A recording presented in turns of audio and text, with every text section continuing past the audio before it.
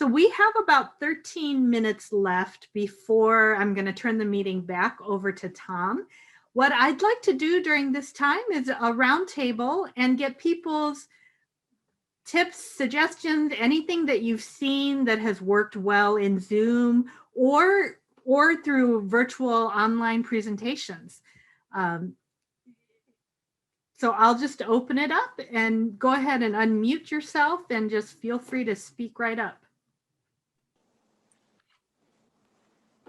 I'll start. One of the things that we've done is I developed a polling, but it's actually the vote counter for it. And what I've done is that I've created a poll that has both the table topics, the best speaker and evaluator. And after the last evaluator, that's when I post it, I poll it, actually put it up there. And so what I've done is that I work every week with whoever's going to be the vote counter. I'll develop the poll because I have the client, and then I'll develop the poll, and it's always there because I've developed it once. I just use an example. And during the meetings, we just change the names, especially for table topics. We already know who's going to be the best speaker. We're going to know who the speakers are and the evaluator, so we go that route.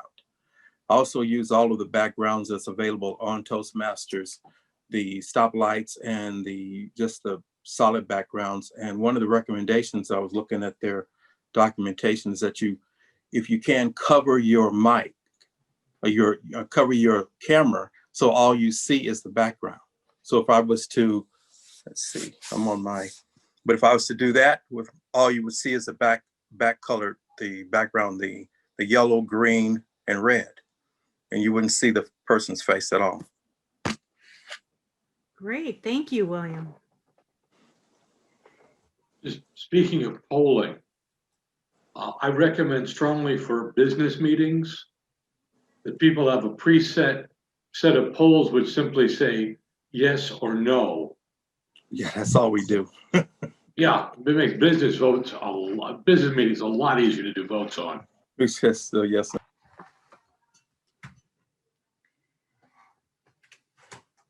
I have a thing to share, and I don't know if you can see this. This is just a box, and I took core foam board and covered it with microfleece cloth, and then I keep my microphone is in here. Let's see if I can.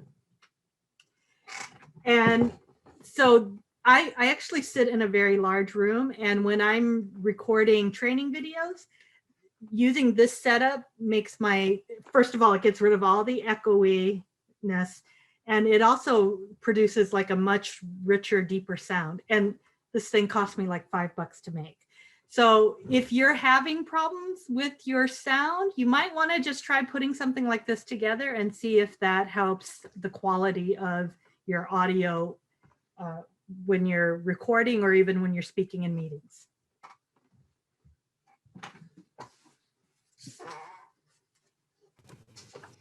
Hey, Suni, I did the same thing with a plastic box and then sound insulation inside the box, about the same size box. And then my Yeti for doing podcasting and recording, like you said, is inside there. And you get a deeper, richer sound, just like you said. Yeah. And Not then that you need it, Randy. You have and it doesn't that have deep, to be rich pretty. voice. Oh, thank you. It doesn't have to be pretty, but I did put a towel over top of it, believe it or not, just to get that extra cloth insulation, I guess you would say. And it comes out really well. I think it costs $24 or something like that to do it. Just to play off of William's tip about covering your camera when you're using a virtual background, I like to turn my camera off a lot, especially in meetings that are going very long. And you can always tell when someone has their camera off and there's a photo there. What I did is I took a screenshot of myself live in Zoom, and then I set that as my virtual background. So there's my virtual background. I cover my camera, and it's not quite as obvious that I have shut off my camera.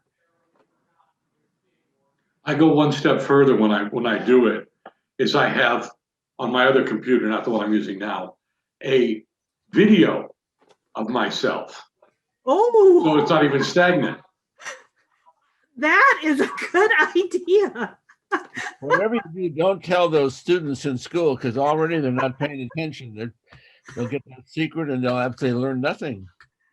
I might have to try that. Oh, I love that. Any other tips, tricks?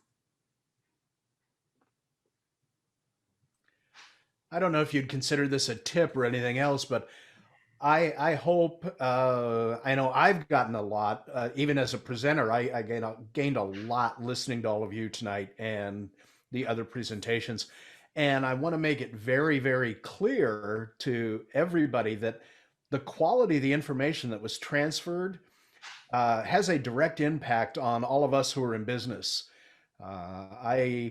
The ability to produce really good audio and video, and Zoom and Toastmasters combined is an outstanding training platform. I started my own YouTube channel about 60 days ago, and I started loading a lot of these presentations up. Things that I'm getting, honestly, right out of Pathways. Pathways is a great place to find ideas for presentations, and you put it together, you put it out on YouTube. Well, the end result is I signed a corporate client today based upon what they saw on YouTube, and then they contacted me. So I've got a brand new coaching contract with it, and for those of us that are, all of us are here, I assume, in Southern California. The fact that it allows you to reach way beyond what you could do otherwise. The client that I signed today, they're in Wisconsin. I would never go personally to Wisconsin, but I have taught people in Canada, the Philippines, Mexico, all over. And it's so this platform and the combined Toastmasters plus doing Zoom plus everything you've learned tonight, it has tremendous potential monetary value all the way around. Sonny, one of the things I was hoping we would have gotten from Bob Palmer, if he could have been here, and maybe someone else in the audience can talk about that, and that is that so many, his big issue was that so many clubs still have their brick and mortar location listed. When you go to look for a Toastmaster club to join, to find a club, you find the club, but it's meeting someplace and you don't get the Zoom identity information. Is anyone aware of how to get that changed for the public value? Suzanne, go ahead.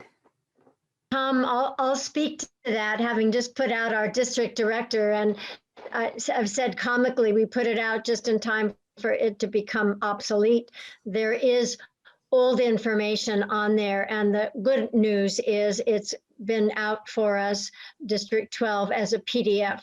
So Michael Frith and I, who do that, will be updating it after we do our new officers, because that will be changing, as well as having those clubs let us know what their Zoom connection is. In addition to, many of them are able to go back because there's arrangements with somebody who's in the club who also works for the corporation. So that will be a sound go back to. But many of them, like my home club, Valley Toastmasters, Bob's Big Boy is not going to exist. So it'll be important for us to take that off and put it on. So for that part of information for District 12, it's a working document. So I can add that to the conversation, saying, yes, that Zoom link is important. However, if the officers are listed, and so right now the backup is to call an officer and say in person, if you can, I'm interested, what's your Zoom connection? So it's a work in progress. Thanks. Okay, thank you, Suzanne. But something that he was able to do, and he sent the information. I don't know that I've done it yet for my club, but when someone goes to the Toastmasters International website, they're looking for join Toastmasters, and they hit find a club, they might go there, and a lot of clubs aren't entering their Zoom information. Of course, I hope maybe Sonny can answer this. Has there been a lot of changes, been forced changes by Zoom on January 1? Was there seems to be people are saying things are different than they were before, and do any of those things have to change? Well, they did push out a new update, and there are some changes there, but you only see the changes if you take the update. And they are enforcing the security requirement. People, you either have to have a password or put people in a waiting room. So there are some things that did get changed. So a person that never has been to your club, that would like to visit your club, it's possible for them to get the information to show up, and that the worst case scenario, they just be put in a waiting room, and if someone's paying attention, they'll be able to let them attend. Yes. Yeah, that's good. And if the web page on Toastmasters.org for your club is out of date, there is a process for getting that corrected. And I can't think of it offhand, but I can get that information. Can't you just, I'm not sure I understand, because Tom, I know that our club has this on your toastmastersclubs.org. That's easy for you to modify, and that's where you put your real contact information. And so that's where I would go to look for a Zoom link. Now, frankly, I've kind of enjoyed saying, gee, I'm interested in going to a club in Nairobi. And so from toastmasters.org, I say, what do people from Nairobi do? So I can find them, and then I find their Zoom link. Well, Now I travel all over the world. Yeah, the great thing about Zoom, and I'll pick on one of our presenters and said 8 months ago I knew zip about Zoom, but now I know a lot more. But thanks to Zip. But anyway, the idea of being able to do that, to go and check and find out. But I don't think a lot of our clubs have updated their particular information. Yeah, and I think that's a really important lesson. I went to a meeting the other day. They emailed out the agenda ahead of time, and it said right at the top, they reserve 5 minutes to exchange manuals. So I think it's really important that we reassess all our materials, our website, our handouts, our agendas, and make sure it's all updated to reflect our current environment. It's 8:49, Tom. I said I would give you the meeting back at 8:50. So at this time, I am going to turn this meeting back over to our chair.